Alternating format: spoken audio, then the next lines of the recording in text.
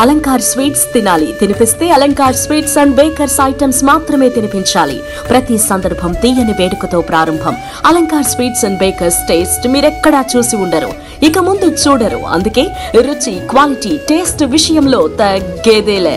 Alankar sweets and baker's ఎక్కడ ఉందో ప్రతి నిత్యం అక్కడ ఆనందం ఉప్పొంగుతుంది. ఇది happy time, sweet moment. Let's come and enjoy at Alankar Sweets and Bakers, Rama Mahal Center, RR Peta, Yeluru, Fire Station Center, Yeluru. ఆంధ్రప్రదేశ్లో ప్రస్తుతం పొత్తులతో రాజకీయాలు నడుస్తున్నాయి. ఏపీలో 2024 ఎన్నికల సంగ్రామంలో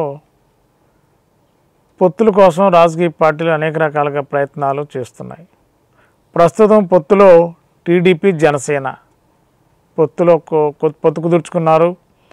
అభ్యర్థుల ఎంపికలు దాదాపుగా చేయడానికి పార్టీ అధినేతలు చంద్రబాబు నాయుడు, పవన్ కళ్యాణ్ ఏర్పాట్లు చేసుకుంటున్నారు. ప్రస్తుతం ఈ పొత్తుల ప్రక్రియలో టీడీపీతో జనసేన పార్టీ అధినేత పవన్ కళ్యాణ్ పొత్తుకి వెళ్ళటం పట్ల కాపు సామాజిక వర్గానికి సంబంధించిన నాయకుల్లో ఉన్న అభిప్రాయాలు ఏంటి, కాపు రిజర్వేషన్ విషయంలో జనసేన పార్టీ అధినేత పవన్ కళ్యాణ్ అవలంబించే విధానం ఏంటి, తెలుగుదేశం పార్టీలో 2014లో సీఎంగా ఉన్నప్పుడు నారా చంద్రబాబు నాయుడు కాపు రిజర్వేషన్ విషయంలో ఎలాంటి నిర్ణయం చేశారు, కాపులకి ఏ మేరకు న్యాయం జరిగింది, అన్యాయం జరిగిందా, న్యాయం జరిగిందా, మరి ఇవాళ కాపు సామాజిక వర్గం సంబంధించిన ఓట్ బ్యాంకు ఎవరికి అండగా నిలవాలి, ఏ రాజకీయ పార్టీకి సపోర్ట్గా నిలవాలి, మరి జనసేన పార్టీ అధినేత పవన్ కళ్యాణ్ తీసుకున్న నిర్ణయాలు, ఏకపక్ష నిర్ణయాల వల్ల ఇవాళ జనసేన పార్టీలో సామాజిక వర్గానికి సంబంధించిన చాలామంది నాయకులు అంతర్మదనంతో అల్లాడుతున్నారు. మరి ఇవన్నీ ఈ కన్ఫ్యూషన్స్ మధ్య పవన్ కళ్యాణ్ కాపు సామాజిక వర్గం నాయకులందరితో, ముఖ్య నాయకులతో సమావేశాలు ఏర్పాటు చేసి మాట్లాడితే మంచిది కదా అనే భావం కూడా ఏర్పడింది. దీనివల్ల కాపు సమాజంలో సీనియర్లందరూ కూడా చాలా ఆగ్రహం వ్యక్తం చేస్తున్నారు. కాపులకి రిజర్వేషన్ విషయంలో న్యాయం చేయనప్పుడు ఎందుకు పొత్తుల మీద అంత ఆరాట పడుతున్నాడు పవన్ కళ్యాణ్ అనేది కాపు సమాజ వర్గంలో సీనియర్ నాయకుల ఆవేదన. మరి వీటిపైన చర్చించడానికి మన స్టూడియోలో మరి కాపు సమాజ వర్గం సంబంధించిన సీనియర్ నాయకులు బల్లినేని నరసింహరావు గారు మన స్టూడియోలో ఉన్నారు.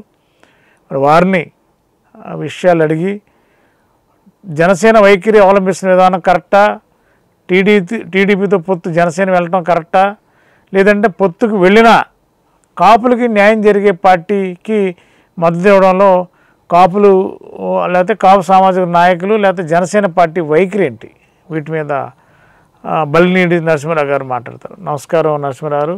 నమస్కారం అండి. బాగున్నారా? బాగున్నామండి. ఏంటి ఎన్నికలు వచ్చేస్తున్నాయి, మరి ఇంకా పండుగలు అయిపోయాయి, ఎన్నికలు స్టార్ట్ అవుతున్నాయి. మరి జనసేన పార్టీ అధినేత పవన్ కళ్యాణ్ గారు టీడీపీతో పొత్తుకు వెళ్ళారు. పొత్తులో భాగంగా ఎన్ని సీట్లు అడుగుతారనేది ఈరోజు వరకు క్లారిటీ లేదు. అసలు కాపు సామాజిక వర్గం సంబంధించిన నాయకులు మనోభావం ఎలా ఉంది? కాపు, తెలగ, బలిజ, ఒంటరి కులాలని 56లో బీసీ జాబితా నుండి తప్పించినప్పటి నుంచి ఈ కాపులు పోరాడుతూనే ఉన్నారు. అయితే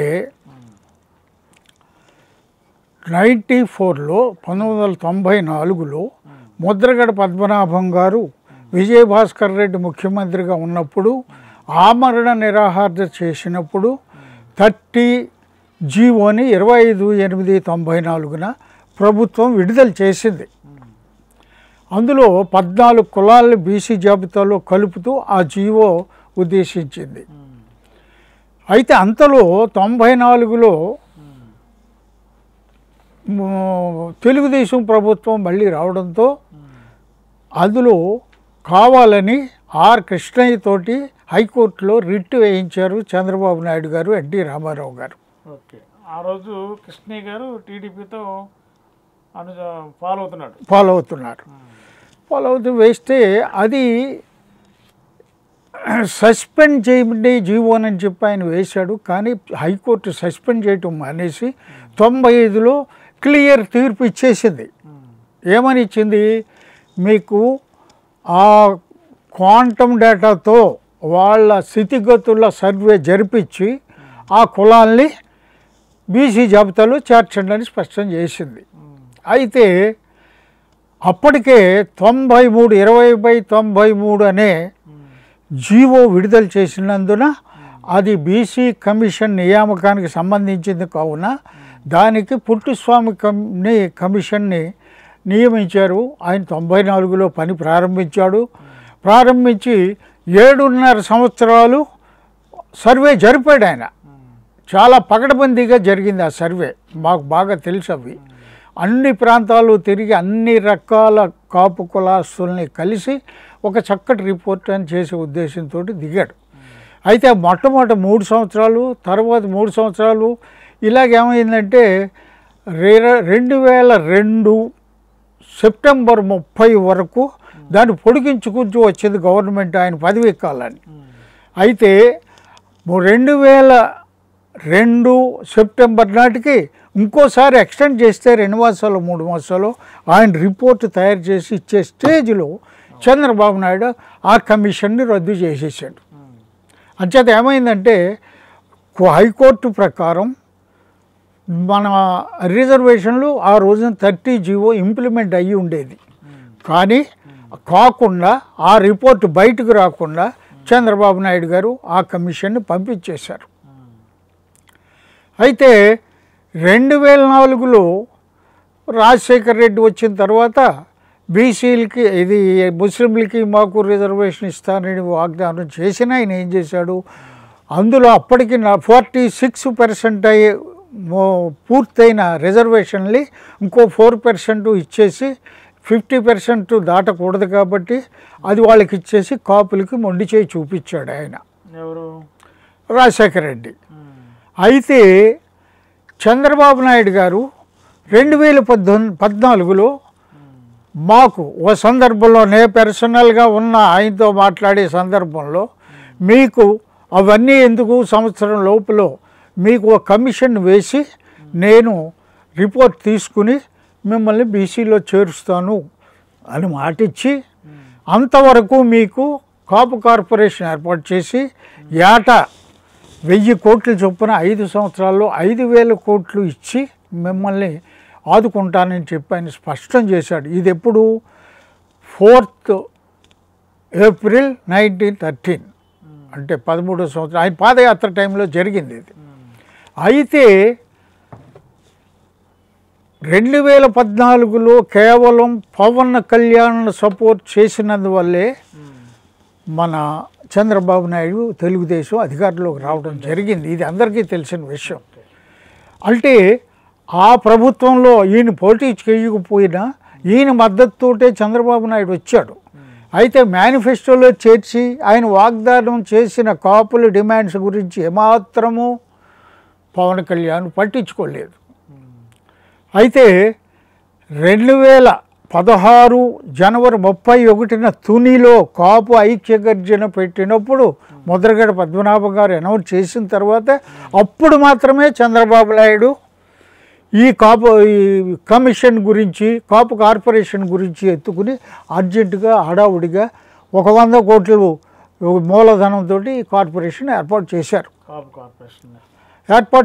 కానీ అది మేము లెక్క ప్రకారం పవన్ కళ్యాణ్ అంతకుముందే 2014లోనే అధికారంలోకి రాగానే ఇవన్నీ చేస్తారు, ఈయన కూడా కలిగి చేసుకుంటాడని ఆశించాం. కానీ ఏమీ లేదు.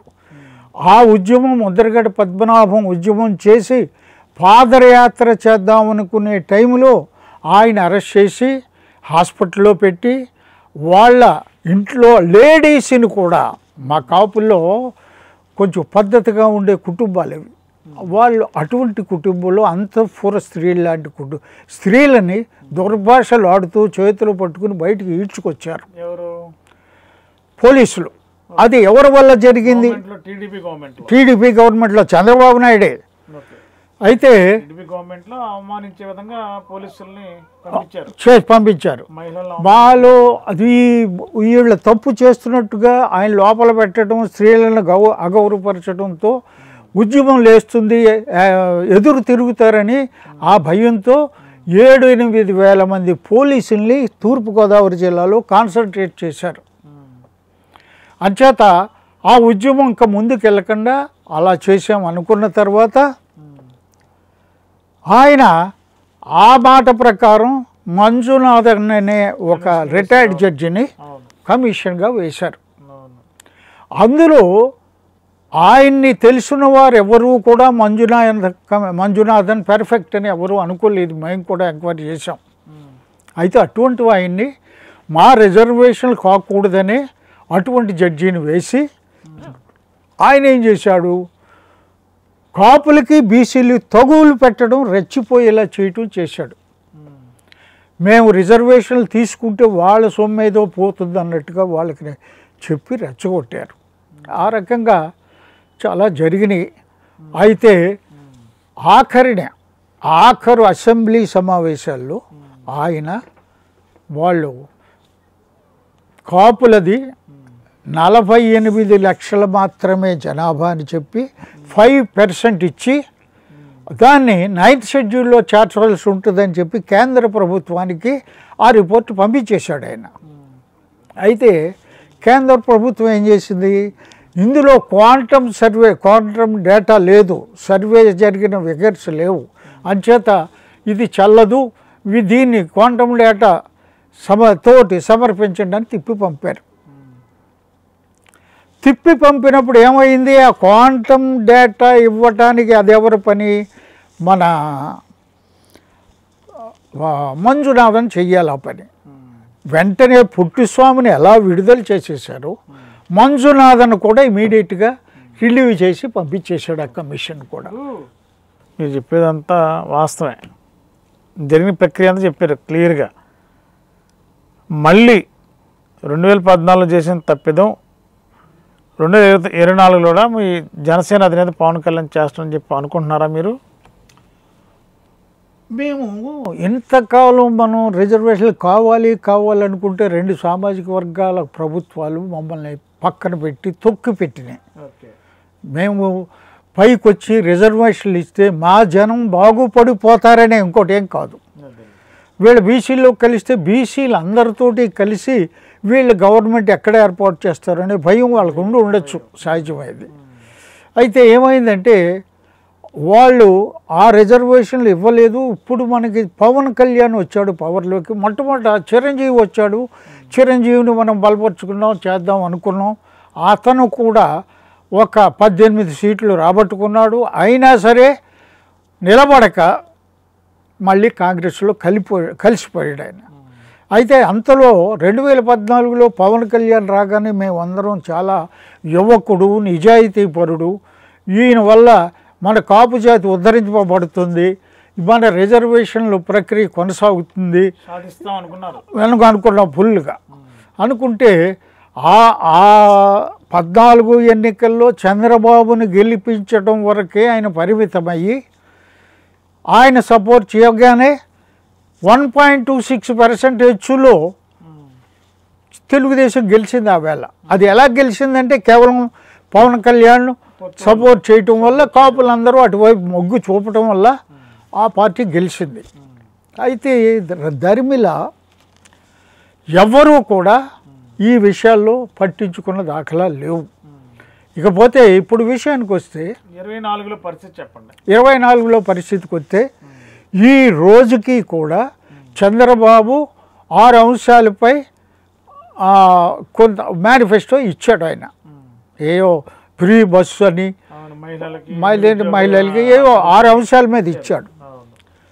6 అంశాల మీద ఇచ్చినప్పుడు పవన్ కళ్యాణ్ నుంచి నాదెండ్ల మనోహర్ గారు మాత్రం ఒకసారి ఎప్పుడు అన్నాడు, మేము అధికారంలోకి వస్తే యువతకి 15 లక్షలు ఇచ్చేస్తామని. అంతేగాని ఇప్పటికీ మేనిఫెస్టోలో వెనక ప్రతి ఎలక్షన్ల ముందు మమ్మల్ని పిలిచి మీ రిజర్వేషన్లు ఇలా చేస్తాం మేనిఫెస్టోలో చేర్చామని రాజశేఖర రెడ్డి, చంద్రబాబు చెప్పినట్లుగా ఇప్పుడు ఎవ్వరూ మాతోటి సంప్రదించాల. ఇప్పుడు మేమేం చేయాలి అనే ఆలోచన కాపుల్లో మదన పడుతున్నాం. మనం వెళ్ళి మాట్లాడదామంటే ఆయన దగ్గరికి వెళ్ళే దారి లేదు. ఎవరితోటి చెప్పినా అబ్బో ఆయన దగ్గరికి వెళ్ళే దారి లేదు. ఇది ఎప్పుడు చేస్తున్నాం? 4 ఏళ్ళ నుంచి ప్రయత్నం చేస్తున్నాం. అలాగే ఆయన వైఖరి చూసి ఆ పార్టీలో 2019 నాటుకున్న మేధావులంతా దూరంగా వెళ్ళిపోయారు పార్టీని విడిచిపెట్టి. అంటే ఏంటి? ఆయన ఆ టైపు మేధావులను కూడా ఆయన దూరంగా పెట్టారని అర్థమవుతుంది. ఇప్పుడు మాకు వచ్చేటప్పటికి మా ముందు ఏముందంటే పవన్ కళ్యాణ్ని ముఖ్యమంత్రి చేయవలసిన ఓటర్స్ అందరూ సిద్ధంగా ఉన్నారు. మేమే 30% ఉన్నాం అనుకుంటున్నాం. అలాగే మిగిలిన ఓటర్స్ కూడా ఇతర కులాలు, జాతులు, ఎస్సీలు, బీసీల్లో చాలామంది అందరూ కూడా ఈ జనసేన పార్టీకి సపోర్ట్ దిశగా ఆలోచనలు చేసుకున్నారు, తీర్మానించుకున్నారు. అయితే ఏమైంది? ఇది పవన్ కళ్యాణ్ అధికారంలోకి వస్తే ఇప్పుడు ఈ వ్యవస్థ మారుతుంది, రౌడీజం పోతుంది, పోలీసు వ్యవస్థని సొంత పాలేరులా వాడుకునే పద్ధతి పోతుందని చాలామంది ఆలోచించాం. ఒకటి, ముఖ్యమంత్రి అయ్యే డిమాండ్ కోసం అడుగుతున్నారా మీరు? రిజర్వేషన్ పవన్ కళ్యాణ్ వస్తే రిజర్వేషన్ అమలు అవుద్దనా, లేకపోతే చంద్రబాబు నాయుడు జనసేన పొత్తుల ప్రభుత్వం వస్తే కాపు రిజర్వేషన్ అమలు కాదనా? ఏంటి మూడిట్లో ఏది? ఇప్పుడు ఇందులో అనుకున్నది కాపులకి కేవలం రిజర్వేషన్ ఒకటే కాదు. ఎందుకంటే అధికారం కూడా కావాలి, అధికారం కావాలి. ఎందుకంటే రెడ్లు తర్వాత కమ్మవారు, వారు పోతే వీరు, వీరు పోతే వారే, కానీ 2, 3 అవకాశం రావట్లేదు. ఎస్ అంటే మేమేమనుకున్నామంటే మొత్తం ఈ రాష్ట్రంలో 3వ వంతు జనాభా కలిగిన మనం ఒకరి కొమ్ముగా ఇటువంటి ఒకరి పల్లకి మోసే పని ఉంది, మనల్ని అనగదొక్కబడుతున్నాం, మన జాతి వెనకబడిపోతుంది అన్నిట్లో. అంచేత మనం అధికారం ఎందుకు సాధించకూడదు అనేది కాపుల్లో బాగా ఉంది. అందులో ఈరోజు యువత ఈ ఉద్యోగాలు, వ్యవహారాల్లో బాగా ఆశిస్తున్నారు ఆ అధికారం కోసం. కానీ ఆ పవన్ కళ్యాణ్కి ఇందులో ఏమీ తలపెట్టట్లా, ఏమీ. అసలు కాపులకి ఏం కావాలి, మీ డిమాండ్స్ ఏంటి అలగట్లా. ఒక్కసారి 2017లోనే ఇప్పుడు చంద్రబాబు నాయుడిని మీరు మేనిఫెస్టోలో పెట్టిన రిజర్వేషన్ డిమాండ్ ఏమైందని ఒకసారి అడిగితే ఆయన ఏమన్నాడంటే కాపులకు రిజర్వేషన్ ఇవ్వక్కర్లేదు అని చెప్పి హైకోర్టు తీర్పు ఇచ్చింది, వీళ్ళు ఇచ్చిన రిట్ కొట్టేసింది అన్నాడు, 30 జీవి కొట్టేసింది అన్నాడు. ఎంత దారుణం అండి అది. మరి అంటే పవన్ కళ్యాణ్ చెవులో పువ్వు పెట్టినట్టే కదా ఆ మాట అన్నాడంటే. అంచేత అప్పటి నుంచి అది పొరపాటున ఎప్పుడో అడిగాడు ఆయన, అంతకు మించి ఎప్పుడు కాపుల ప్రస్తావన రాలా.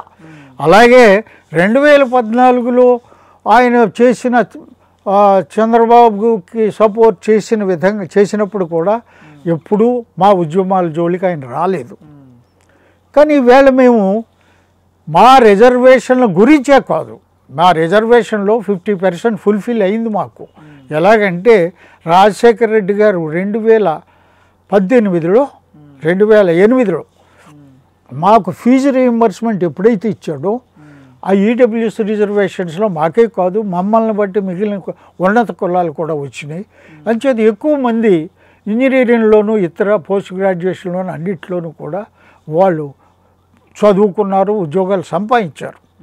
అయితే ఇప్పుడు మాకు వచ్చింది ఏంటంటే ఇక మిగిలింది రిజర్వేషన్లు అంటే లోకల్ బాడీస్లో మాకు కావలసిన ఆ లోకల్ బాడీస్లో రిజర్వేషన్స్ కూడా మాకు దొరుకుతాయని ఆశించాం. కానీ ఇవన్నిటికీ దూరంగా పవన్ కళ్యాణ్ ఎప్పుడైతే తనకి ముఖ్యమంత్రి చేయగలిగిన సీట్లు వచ్చే అవకాశం ఉన్నా అన్నీ పక్కన పెట్టాడు. ఆయన శ్రద్ధ చేయలే, పార్టీని అట్టడుగు నుంచి నిర్మాణం చేసేది చెయ్యాలి, ఏమీ చేయకుండా అప్పుడప్పుడు ఒకసారి కనపడడం, మాకు జగన్ని దించడమే తన లక్ష్యంగా పెట్టుకుని చెప్తూ వచ్చాడు. కానీ అసలు విషయాల్లోకి రాలే. ఇంకోటి ఏంటంటే రాష్ట్రాన్ని సర్వనాశనం చేయడానికి కంకణం కట్టుకున్న బీజేపీ పార్టీతోటి ఒక చేయి పట్టుకున్నాడు. కాపులను అనగదొక్కాలనుకునే చంద్రబాబుతోటి ఇంకో చేయి పట్టుకున్నాడు ఆయన. వీళ్ళిద్దరి మధ్యన ఉన్నాడు ఈయన. కానీ దీనివల్ల ఎవరికీ కూడా, కాపులకే కాదు మొత్తం మిగిలిన జాతుల వారు ఎవరికీ కూడా ఈ స్నేహం ఎవరికీ ఒప్పందం కాలేదు. అంచేత ఆయన ఎవరేమనుకున్నా నాకేమిటి, నా ఇష్టం నాది, పార్టీ నాది, నా ఇష్టం వచ్చినట్టు వెళ్తా, ఉంటే ఉండండి పోతే పండి అంటున్నాడు ఆయనే. మరి మీలాంటి సీనియర్స్ని కూడా గుర్తించకపోతే కాపు సామాజిక వర్గంలో మెజారిటీ కాపు సామాజిక వర్గ నాయకులు మరి పొత్తు ప్రాటన పవన్ కళ్యాణ్ చేసినప్పుడు ఈ కాపు సామాజిక వర్గ నాయకులు వాళ్ళ ప్రయాణం ఎటు, పైన ఎటు?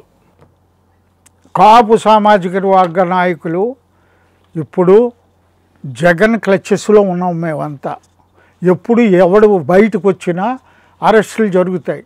అలాగే చంద్రబాబు నాయుడులో కూడా రేపు చంద్రబాబు నాయుడు కాదు లోకేషే ముఖ్యమంత్రి అయ్యాడు అనుకోండి, మాకు కిర్లంపూడిలో జరిగిన అంశాలు ఎన్నో జరుగుతాయి మా కాపుల పట్ల టీడీపీ అధికారంలోకి వస్తే. అంచేత మేము అన్నిటి విషయాల్లో ఒకవేళ ఈ లోపల వచ్చిన పార్టీలు ఏవైనా ఉంటే ఆ రెండు సామాజిక వర్గాలకు కాని పార్టీలు ఏవైనా రంగంలో దిగితే అటువైపు చేద్దామా లేకపోతే నోటాకు చేసేద్దామనే ఆలోచన విద్యావంతుల్లో కాపుల్లో ఎక్కువ మందికి ఉంది. అంచేత మేము ఏమైనా ఇప్పుడు చంద్రబాబు పవన్ కళ్యాణ్ని మేము కోరుకునేదండి ఏమిటంటే, ఎందుకు అంటున్నామంటే పవన్ కళ్యాణ్ మాకు దర్శనం ఇచ్చే యోగ్యం మాకు లేదు.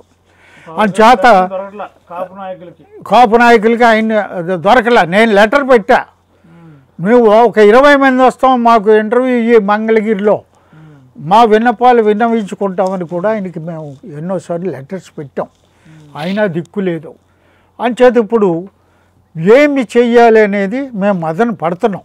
ఒక పక్కనేమో దగ్గరికి వచ్చేసింది, కాదంటేనేమో మన స్వజాతి వాడిని కాదన్నాం అనే చెడ్డ పేరు.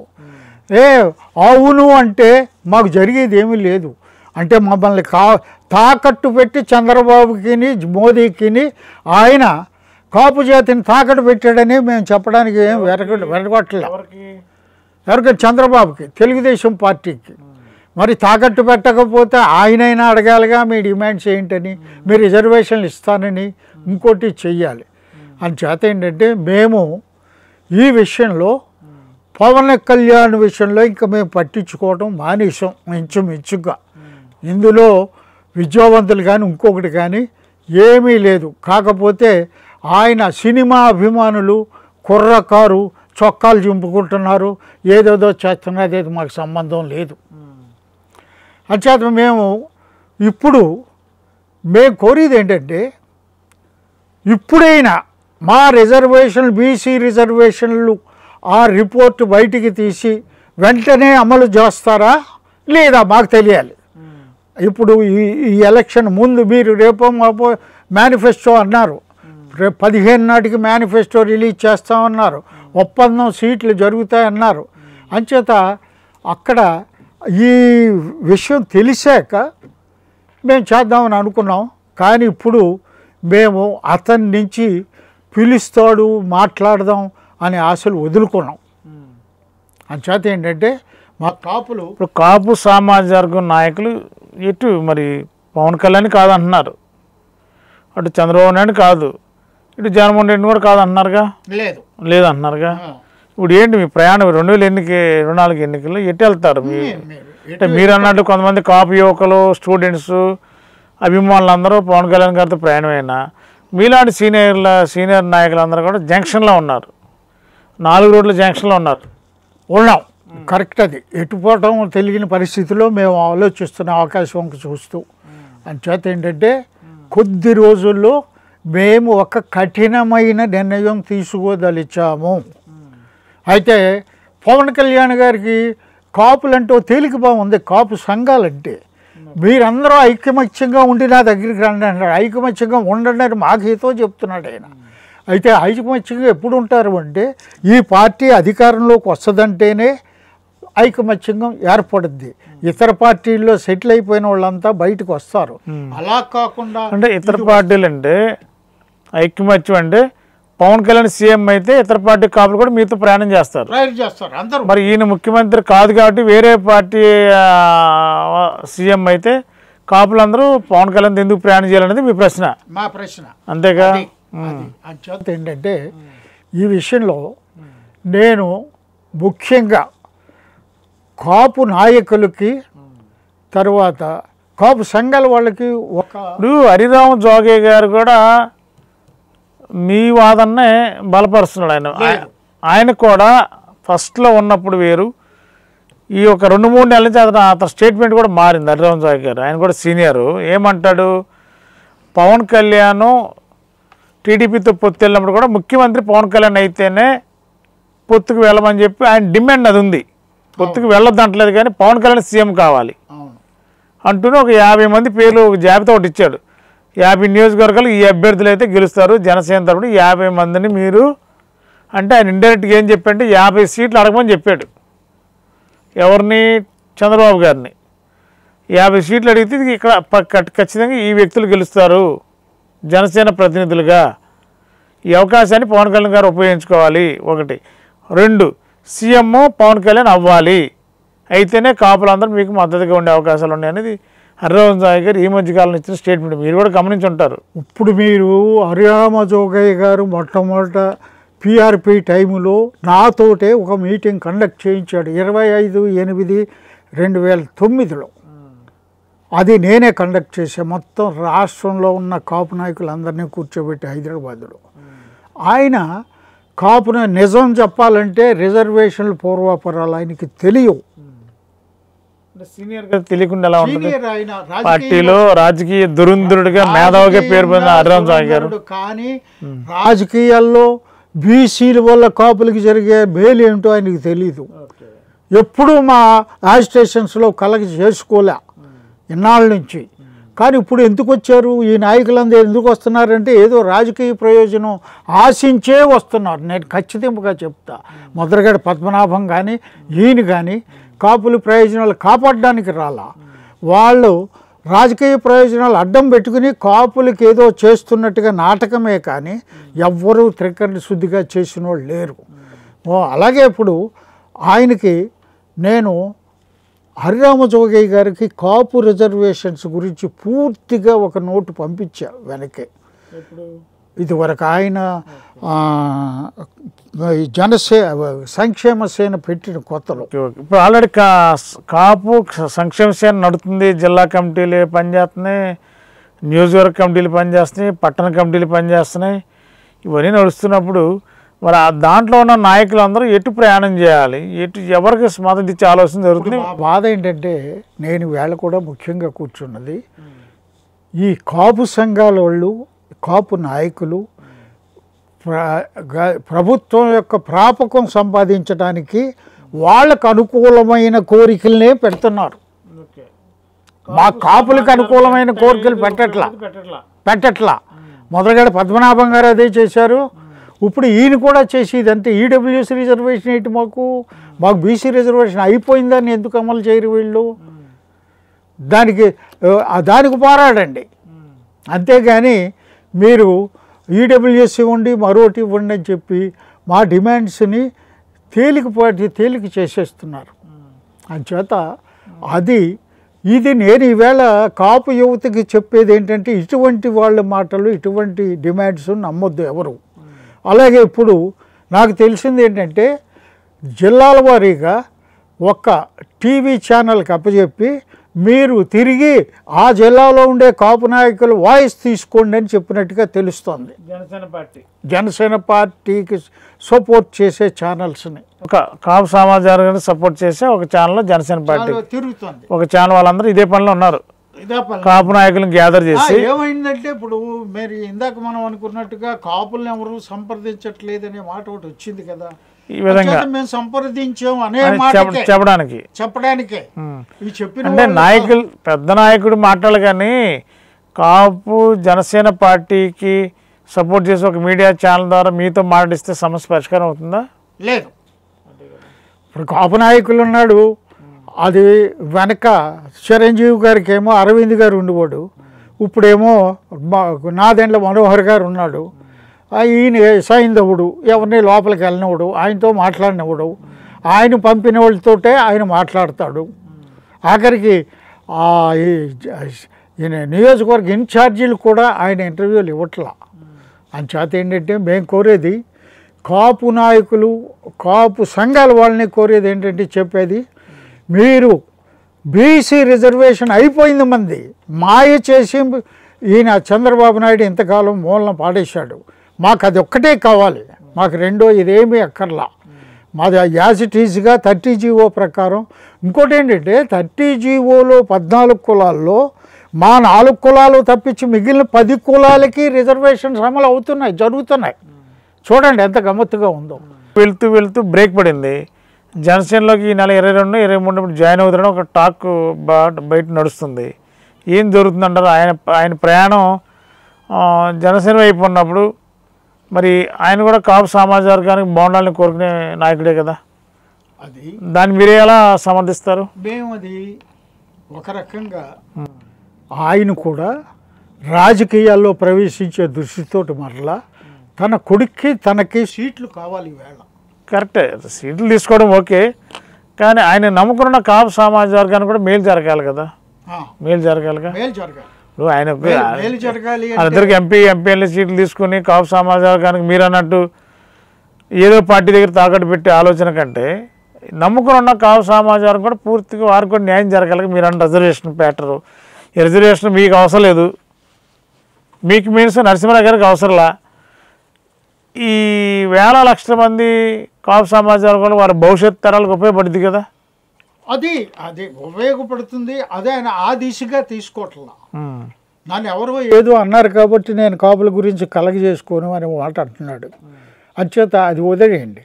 ఇప్పుడు మేము అడిగేది కూడా పవన్ కళ్యాణ్ని చంద్రబాబుని కూడా 5,40,00,000 మంది జనాభాలో 175 సీట్లలో సామాజిక వర్గాల వారీగా పర్సంటేజ్ని బట్టి 175 సీట్లు పంచమని అడుగుతున్నాం. నేను పవన్ కళ్యాణ్ గారికి రాసిన లెటర్ కూడా అదే రాశాం. 175 నియోజకవర్గాల్ని కులాల అంచనాలు కులాల జనాభా ప్రాతిపదికన అది ఇవ్వాలని మేము కోరుతున్నాం. ఆ లెక్కన వస్తే మాకు 47 సీట్లు తక్కువ కాకుండా రావాలి. మీకు అంటే కాపు, తెలగ, బలిజ, ఒంటరి, తూర్పు కాపులు. ఓకే. అయితే మరి మీరు చెప్పిన ఈ వర్గాలన్నీ కూడా జనసేనకి అనుసంధానంగా ఉన్నాయా లేకపోతే ఇండిపెండెంట్గా ఉన్నాయా? మా వర్గాలంటే మీరు కాపులు, కాపు, తెలగ, బలిజ, ఒంటరి అని అన్నారు కదా. ఈ అంటారు ఇవన్నీ కూడా మేము 4 కులాలు, ఈ శాఖలు అంతే, అందరం కలిసే ఉంటున్నాం. అందరూ ఉపకులాలే, ఉప కులాలు అంతే, అందరూ ఒకే కలిసిలో ఉన్నాం. అయితే ఇందులో మీరు చూడండి, నేను నా దగ్గర 3 ఎలక్షన్ గడిచిన 3 ఎలక్షన్ల రిజల్ట్స్ అన్నీ ఉన్నాయి. ఏ కులానికి ఎన్ని సీట్లు వెళ్ళినాయి. ఇప్పుడు ఆల్రెడీ ఓకే అర్థమైంది. పవన్ కళ్యాణ్ గారు టీడీపీతో పొత్తుకి డిసైడ్ అయిపోయారు, ఆల్రెడీ ఫిక్స్ అయిపోయారు, వెళ్ళిపోతున్నారు. ఇంకా ఇప్పుడు మీ యొక్క ప్రధానమైన డిమాండ్ ఏంటి? టీడీపీతో వెళ్ళడం తప్ప, లేదా ఒక టీడీపీతో వెళ్ళినా కాపు రిజర్వేషన్ అమలు చేయడానికి కమిట్మెంట్ కావాలా? మాకు కాపులకి రిజర్వేషన్ అమలు కమిట్మెంట్ కావాలా? కమిట్మెంట్ వస్తే ఎప్పటిలోపు అవుతుంది? అదే కదా, ఎప్పటిలోపు చేస్తారు? ఒకవేళ ఈ ప్రభుత్వం అధికారంలోకి వస్తే గ్యారెంటీగా చేస్తారని నమ్మకం ఉందా? అది పవన్ కళ్యాణ్ ఎవరు చెప్పాలి? కాపు సామాజిక వర్గానికి ఒక భరోసా ఇవ్వాలి. అదే కదా, అదే మా కోరిక. కాపు ఇప్పుడు అతను బయటకు వచ్చి అనౌన్స్ చెయ్యాలి, మీ రిజర్వేషన్లు ఇలా ఇప్పిస్తా, నేను సపోర్ట్ చేశానని మీరేం అనుకోవద్దు. చంద్రబాబుతోటి గవర్నమెంట్లో ఆ రోజున ముఖ్యమంత్రి ఎవరైతే వాళ్ళతోటి పని చేయిస్తా. అది పెద్ద పని కాదు. ముస్లిం రిజర్వేషన్లకు హైకోర్టు అడ్డం పెట్టినప్పుడు క్వాంటమ్ డేటా లేదు అన్నప్పుడు ముస్లింలకి 1 నెలలో తెప్పించాడు ఆయన రాజశేఖర్ రెడ్డి గారు. 1 నెలలో తెప్పించి రిజర్వేషన్లు అమలు చేశాడు. మళ్ళీ హైకోర్టులోకి వెళ్ళి ఈవేళ వాళ్ళ రిజర్వేషన్లు అమలు అవుతున్నాయి. అని చేత ఏంటంటే ఈవేళ యువత కానీ కాపు నాయకులు కానీ ఈవేళ నేను చెప్పే ప్రతి మాట జ్ఞాపకం పెట్టుకోండి. రేపొద్దుట వాళ్ళు ఇప్పుడు వస్తారు, మీకు ఇప్పుడైనా ఎలక్షన్ల ముందు కాబట్టి వచ్చి మీ ఉద్దేశాలు ఏంటి, మీరేంటి అని అడుగుతారు. అడిగినప్పుడు హరిరామ జోగైదో, పద్మనాభన్నో, లేకపోతే మరొక పొల్లైనో పట్టుకుని ఇదిగో ఈయన ఇదే చెప్పాడు, మాకు రిజర్వేషన్లు అక్కర్లేదన్నాడు, లేకపోతే మాకు 5% ఇచ్చారన్నారుగా అది చాలు, లేకపోతే ఈడబ్ల్యూఎస్ రిజిస్ట్రేషన్ చాలు అని చెప్పి అనిపిస్తారు. అలాంటి దానికి ఎవరో ప్రలోభాలకి లొంగకండి. ఖచ్చితంగా బీసీ రిజర్వేషన్ అయిపోయిందని అమలు చేయమనండి చాలు, ప్రత్యేకించి మనకి ఇవ్వక్కల్లా. మీరు ఇందులో వాళ్ళకి ఏదైనా డౌట్ ఉంటే చంద్రబాబు తరఫున కానీ పవన్ కళ్యాణ్ తరఫున కానీ నన్ను పిలవమనండి, నేను వచ్చి చెప్తా, రూల్స్ పొజిషన్ చెప్తా, దీంట్లో డౌట్ ఏమీ లేదు. అంతేగాని మీరు ఎవరు తోచిన విధంగా స్టేట్మెంట్లు కానీ మరొకటి కానీ ఇవ్వటం మంచిది కాదు, రేపొద్దున తప్పును పొందుతారు అని చెప్పి నేను ఈ వర్గాలందరికీ నేను చెప్తున్నా. సీట్ల విషయంలో కూడా తెలుసుకోవాల్సింది, ఈవేళ అసెంబ్లీలో 49 రెడ్డి ఎమ్మెల్యేలు ఉన్నారు, 49 మంది. యాక్చువల్గా వాళ్ళ జనాభా 6% అనుకుంటే వాళ్ళకు 10 సీట్లు మించి రాకూడదు. అలాగే తెలుగుదేశం ఉంది 3.5% అని లెక్కేశారు. ఇవన్నీ బయటపడతాయనే కుల గణనకి అడ్డు పెడుతున్నారు వీళ్ళు ఇద్దరూ కూడా. పల్స్ సర్వే అని చంద్రబాబు నాయుడు పెట్టాడు, మళ్ళీ దాన్ని ఆపేశాడు, రిజల్ట్స్ బయటికి రానివ్వాల. అంచేత ఏంటంటే పవన్ కళ్యాణ్ పబ్లిక్గా కాపు నాయకులందరితో సమావేశం కావాలి, మా డిమాండ్ని పరిగణనలోకి తీసుకోవాలి, లేదంటే ఎవరి దారెవరు చూసుకునే పనిలో మేము ఉన్నాం, అందులో అనుమానం లేదు. ఇది వరకు ఈ పని ఎప్పుడో చెయ్యాలి కానీ చేయలేదు. కాబట్టి ఈవేళ మేము అతని ఉద్దేశాల కోసం చూస్తున్నాం, అతని అభిప్రాయాల కోసం. అతను నా ఉద్దేశం ముందుకొచ్చి మమ్మల్ని పిలిచి మీకేం కావాలని అడుగుతాడని మాకు నమ్మకం లేదు. ఉంటే ఉండండి, పోతే పొండని చెప్పే పద్ధతిలో ఆయనది ఉంది. అంచేత మేము ఏంటంటే రేపు ఎలక్షన్లో కూడా మరి కాపు సమాజ వర్గం ఈ 2 జిల్లాలే, ఉభయ గోదావరి జిల్లాలు, పశ్చిమ గోదావరి తూర్పుగోదావరి జిల్లాలే చాలా కీలకంగా కానున్నాయి అంటున్నారు. మరి పవన్ కళ్యాణ్ గారు కూడా ఈ 2 జిల్లాలో తిరుగుతారట, ప్రచారం విపరీతంగా ఈ జిల్లాలు తిరుగుతారట. మరి కాపు సమాజ వర్గ ఓట్ బ్యాంక్, మరి అప్పుడు మీలాంటి సీనియర్లు మరి జిల్లాలో చాలామంది ఉంటారు, వీళ్ళందరూ వైఖరి ఎలా ఉండబోతుంది? నేను మీకు చెప్తున్న ఉదాహరణ ఎలా ఉందంటే, పవన్ కళ్యాణ్కి పార్టీని పటిష్టం చేయటం ఇష్టం లేదు, అట్టడుగునిచ్చి అదంతా చంద్రబాబే చూసుకుంటాడనే దృష్టితో మొదటి నుంచి ఉంది ఆయన ఉద్దేశం. జనసేన పార్టీకి కమిటీలు అక్కర్లా, అది ఆయన ధోరణి. బహుశా పార్టీ పెట్టినప్పుడే ఆయన తెలుగుదేశంతో కలిసి ప్రయాణిద్దామనే ఉద్దేశం పెట్టుకునే దిగి ఉంటాడు ఆయన. ఇప్పుడు మాకు వచ్చిన లోపం ఏంటంటే, జనసేన పార్టీ పవన్ కళ్యాణ్ ఉండగా ఇంకో కాపు ఎవరు కూడా కలగజేసుకుని ఇంకో పార్టీ పెట్టడు. అలాంటప్పుడు ఇతను మరి ఆల్రెడీ పార్టీ పెట్టారు కానీ జేడీ లక్ష్మణ్ గారు జేడీ లక్ష్మణ్ గారు పెట్టారు. జేడీ లక్ష్మణ్ గారు నిజాయితీ పరుడు, అప్పు చేయను తప్పు చేయను అని చెప్తున్నాడు. కాబట్టి ఆయన వైపు కూడా బాగా మొగ్గు చూపుతున్నారు. ఇప్పుడు కాపుల్లోనే చాలా మంది జేడీ లక్ష్మణ్ గారి పార్టీ వైపు కూడా మొగ్గు చూపే అవకాశాలు ఎక్కువగా ఉన్నారు. కాపుల్లో కాదు, ఇతర కులాలతో పాటు కాపులు కూడా ఎక్కువ మంది ఉన్నారు. ఎందుకంటే వ్యవస్థ మారాలనే ఒక స్లోగాన్ బట్టి మంచి పగడబందీగా అవినీతి రహితమైన ప్రభుత్వం కావాలంటే మన జేడీ లక్ష్మీనారాయణ గారు లాంటి వ్యక్తే ఉండాలి. అలాగేంటంటే మీలాంటి సీనియర్స్ మరి ఆయన కూడా ఫాలో అయ్యే అవకాశం ఉంది అనుకోవాలా? ఎవరిని? జేడీ లక్ష్మణ్ గారు. జేడీ లక్ష్మీనారాయణ గారు ఎవరికి ఇచ్చే విలువ ఆయన ఇస్తాడు, పిలిచి మాట్లాడతారు. నేను ఇప్పుడు చెప్పిన విషయాలన్నీ ఆయన దృష్టిలో ఉన్నాయి. నేను నా విషయాలన్నీ చెప్పా, కాపులకు సమస్యలు ఏంటి, ఏం చేయాలనేదని. ఆయన ఒకటే చెప్పారు, ఆయన ఇది కులగణన చేసి దాని నుంచి ఆ కుల సంఖ్యను బట్టి, కులాల సంఖ్యను బట్టి రిజర్వేషన్ కూడా స్టార్ట్ చేశారుగా. ఎవరు? ఏపీ గవర్నమెంట్ నమ్మటానికి లేదు వాళ్ళు. ఎందుకంటే వాళ్ళ కులాలను పైన పెట్టుకోవడానికి చేసేవి ఇవన్నీ. రేపు చంద్రబాబు వచ్చి తూనవబడ్డు అది కాదని చెప్పి కమ్మోరిని పైకి పెడతాడు. అది అంచేత ఇవన్నీ కూడా ఒత్తిడి మాటలు జరిగే పనులు కాదు. ఎందుకంటే కులగణన ఈవేళ వాలంటరీ వ్యవస్థ ఆయన చేతిలో ఉంది, అయిపోయింది. కులగణన ఆల్రెడీ వాళ్ళ దగ్గర ఉంది. ప్రత్యేకించి చేయాలక్కల్లా, నార్మల్గా చేస్తున్నారు. అంటే ఫార్మల్గా చేసి వీళ్ళు ఫిగర్స్ మారుతారు. యాక్చువల్గా జరిగిందని అంతకు మించి ఈ కుళ్ళగండం ఉండాలా, మేము ప్రయోజనం జరుగుతుందని మేము అనుకోవటం. మీ ప్రధానమైన డిమాండ్ బీసీ రిజర్వేషను, అవును. రెండోది పవన్ కళ్యాణ్ సీఎం కావాలి, మాకు తగిన సీట్లు ఇవ్వాలి.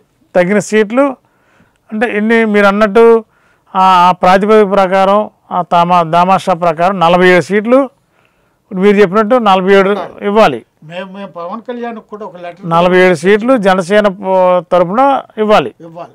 మరి హరిజరామ సాయి గారు 50 సీట్లు చూపించాడు ఆయన. వీళ్ళు ఈ 50 సీట్లు ఖచ్చితంగా వీళ్ళు గెలుస్తారని. అంటే మీ డిమాండ్ ఆయన డిమాండ్ అయినా మీ డిమాండ్ ఇంచుమించుగా ఒక 50 దాకా వచ్చినట్లు లెక్కే. కాబట్టి 20, 25 కాదు 50 సీట్లు.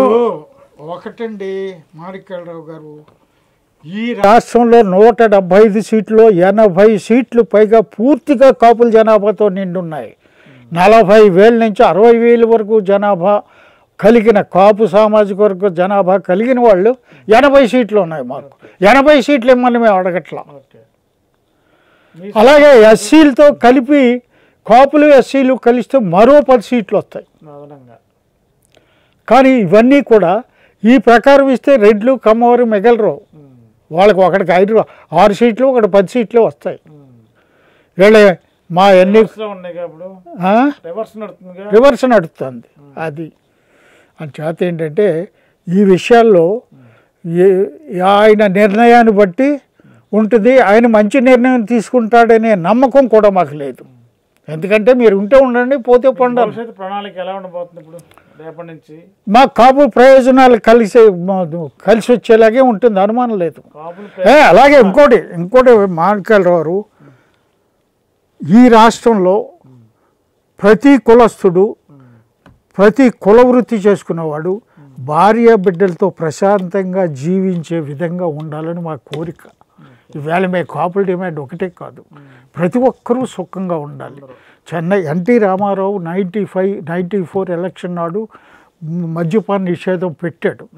అయితే ఆ మద్యపాన నిషేధాన్ని చంద్రబాబు 95లో వచ్చిన తర్వాత తీసేశాడు.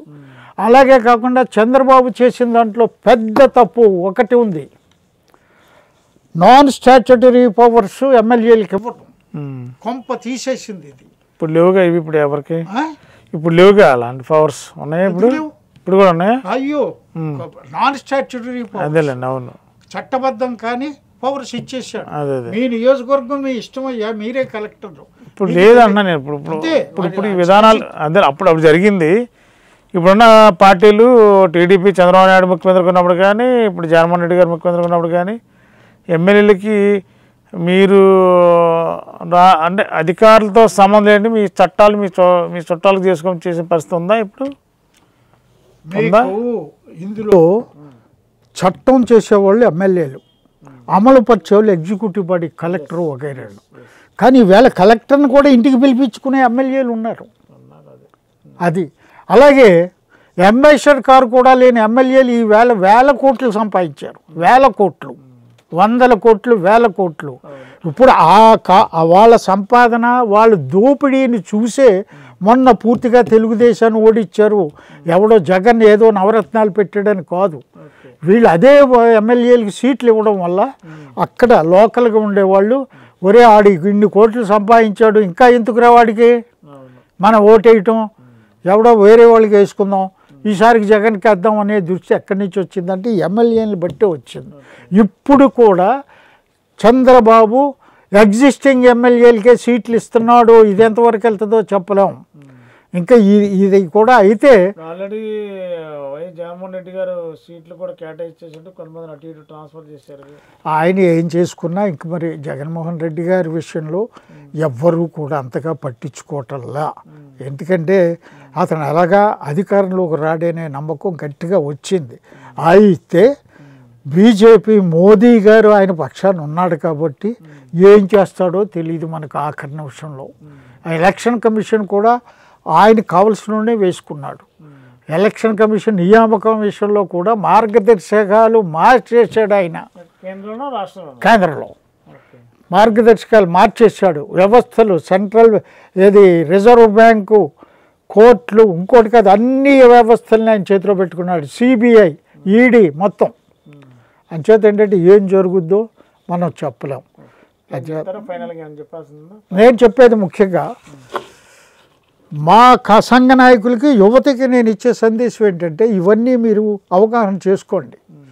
ఇకపోతే డిమాండ్స్ విషయంలో ఎవరూ కూడా రిలాక్స్ అవ్వద్దు. ఇంతే చాలు, మాకు ఇలాగే చాలు. వెనక ముద్రగడి పద్మనాభం గారు మాకు రాజకీయ రిజర్వేషన్లు అక్కర్లేదయ్యా, ఉన్నవాడికి రిజర్వేషన్ అక్కర్లేదయ్యా, లేనివాడికే మీరు ఇవ్వండి అని తేలిక చేసేసాడు. అది అంచేత అటువంటి వారి మాటలు నమ్మొద్దు. మీరు యువత మాత్రం తప్పుడు నమ్మద్దు. అది అంచేత ఏంటంటే ఈ విషయంలో తప్పనిసరిగా ఒక నిర్ణయం త్వరలో తీసుకుంటాం. మరి ఈ విషయంలో పెద్దలు అందరం కూర్చుని దిశానిర్దేశం చేసే పని ఉంది. రేపు 21వ తారీఖున మంగళగిరిలోనూ ఒక సమావేశం ఏర్పాటు అయింది. ఈ నెలే రేపు ఆదివారం నాడు ఒక సమావేశం పిలిచాము. అంచేత ఒక రామచంద్ర యాదవ్ అనే ఒక ఆ పార్టీ వారిని, అలాగే జడ్డ శ్రావణ కుమార్ని, జేడి లక్ష్మణ్ గారిని, ముగ్గురిని కూడా ఆ సమావేశానికి ఇన్వైట్ చేసాం. వారి వాయిస్ కూడా తీసుకుందాం. మా ఉద్దేశాలు వారికి తెలియచేద్దామని. అది చేత ఏంటంటే మేము తప్పనిసరిగా వాళ్ళు మమ్మల్ని తీసుకెళ్ళి ఇంకొకళ్ళకి తాకట్టు పెట్టడానికి మేము ఇష్టంగా లేము. అది మీ డిమాండ్, ప్రధాన డిమాండ్ అది. ఓకే నరసింహరావు గారు, మరి మీ అభిప్రాయం మేరకు సీనియర్ కాపు నాయకులు చాలామంది ఆవేదన, ఆలోచన ఏంటంటే కాపు సామాజిక వర్గానికి న్యాయం జరగాలి. రిజర్వేషన్ విధానంలో కానీ, సీట్లు కేటాయింపులో కానీ అరకొర సీట్లు ఇచ్చేసి కాపులు న్యాయం చేసే అనే విధానానికి వ్యతిరేకిస్తూ రేపు భవిష్యత్తు రాజకీయాల్లో 24 జరిగే ఎన్నికల ప్రక్రియలో కాపులకి ఎంత మేలు జరిగితే సీనియర్ కాపు సామాజిక నాయకులందరూ కూడా ఆ పవన్ కళ్యాణ్ గారికి మద్దతుగా ఉండడానికి ముందుకు వచ్చే అవకాశాలు ఉన్నాయి. మరి ఒకవేళ ఆ సీట్లు పంపకంలో తేడా వచ్చినా, బీసీ రిజర్వేషన్కి సరైన కమిట్మెంట్ లేకపోయినా పవన్ కళ్యాణ్ గారితో జనసేన పార్టీతో ప్రయాణం చేయడానికి మెజారిటీ కాపు సంఘం, కాపు సామాజిక నాయకులు ఇష్టపడే పరిస్థితి లేదని బల్లినేడి నరసింహరావు గారు అంటున్నారు. మరి 27వ తారీఖు జరిగే సమావేశంలో మరి ఏ నిర్ణయం తీసుకుంటారో, మరి ఆ నిర్ణయం మేరకు మళ్ళీ మీరు మన ఎంటీవీ స్టూడియోకి వచ్చి మీ అభిప్రాయాలని షేర్ చేసుకోండి. తప్పనిసరిగా మరి మీరన్న డిమాండ్స్ నెరవేరాలని కూడా మేము కూడా ఆకాంక్షిస్తున్నాం. తద్వారా ఏంటంటే భవిష్యత్ తరాలకు ఉపయోగపడాలంటే రిజర్వేషన్ విధానం అవసరం ఉండాలి. కాబట్టి సీనియర్లు పోరాడి చేస్తేనే మీ తరం తర్వాత నెక్స్ట్ తరానికి ఉపయోగపడుతుంది. కాబట్టి మీరు అనుకున్న డిమాండ్స్ నెరవేరాలని చెప్పి పవన్ కళ్యాణ్ గారు కూడా మిమ్మల్ని మీలాంటి సీనియర్లు అందరూ ఒకసారి పిలిపించుకుని మాట్లాడుకునే అవకాశం మరి జనసేనలో ఉన్న ముఖ్య నేతలు కూడా తీసుకుంటే బెటర్ అనేది ఒక అభిప్రాయం వ్యక్తం చేశారు. మరి అది జరగదని చెప్పి అంటున్నారు. మరి జరగదనే దానికంటే జరుగుతుందని చెప్పి ఆలోచించడం తప్పు కాదు. జరిగితేనే బెస్ట్ అని నేను కూడా మీకు అడ్వైజ్ చేస్తున్నాను. మరి జనసేన పార్టీ నాయకులు కూడా మరి బల్లినేడి నరసింహరావు గారితో పాటు ఇంకా చాలామంది ఉన్నారు జిల్లాలో. వాళ్ళందరూ ఒకసారి సమావేశపరిచి వాళ్ళ డిమాండ్ అయినా మీ డిమాండ్ ఒకటే కాబట్టి ఆ డిమాండ్ అమలు సాధనలో ప్రయత్నం చేస్తే బాగుండనేది జరగాలని, మంచి జరగాలని ఆకాంక్షిస్తున్నాం. మరి ఈరోజు మీరు కాపు సామాజిక పట్ల వారికి మంచి జరగాలని చెప్పి మీరు ఈ వయసులో కూడా మరి మీరు వచ్చి మీడియా ఎంటీవీ స్టూడియోకి వచ్చి మీ అభిప్రాయాన్ని తెలియజేసేందుకు ప్రత్యేకమైన ధన్యవాదాలు నరసింహరావు. జీవి మాల్ ఫెస్టివల్ థీమ్ మార్ పండుగలన్నీ జీవి మాల్ తోనే.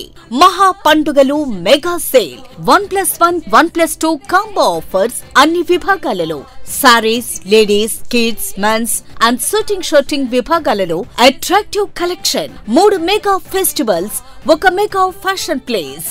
జీవి mall, Vijay Vihar centre, RR Pet, Eluru.